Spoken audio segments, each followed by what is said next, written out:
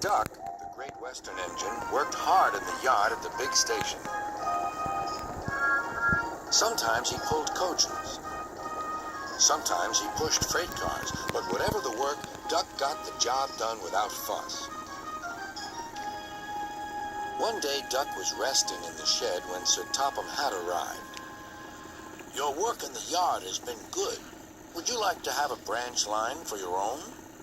"Yes, please, sir," replied Duck. So Duck took charge of his new branch line.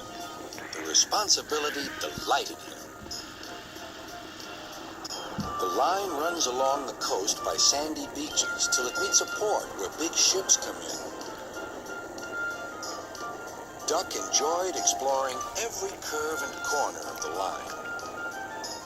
Sea breezes swirled his smoke high into the air, and his green paint glistened in the sunlight. "This is just like being on holiday," he puffed. "Well, you know what they say," laughed his driver. "A change is as good as a rest." Soon, Duck was busier than ever.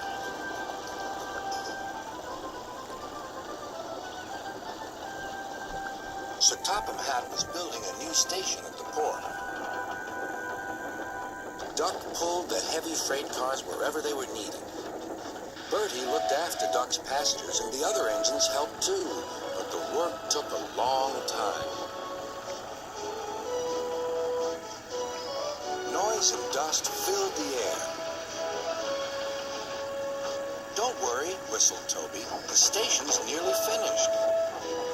"And on time, too," said Duck thankfully. Duck felt his responsibility deeply and talked endlessly about it. "You don't understand, Donald, how much Sir Topham Hatt relies on me." "Ach, aye," muttered Donald sleepily. "I'm Great Western, and I—" "Quack, quack, quack." "What?" "Ye heard? Quack, quack, you go. Sounds like you're an egg laid. Now wheesh and let an engine sleep." "Quack yourself," said Duck indignantly. Later, he spoke to his driver. "Donald says I quack, as if I'd laid an egg." "Quack, do you?" pondered his fireman. He whispered something to Duck and his driver. They were going to play a joke on Donald and pay him back for teasing Duck. The engines were busy for the rest of the day, and nothing more was said.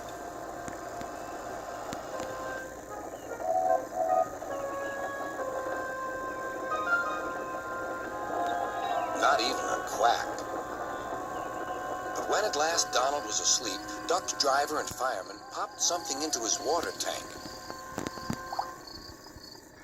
Next morning, when Donald stopped for water, he found that he had an unexpected passenger aboard.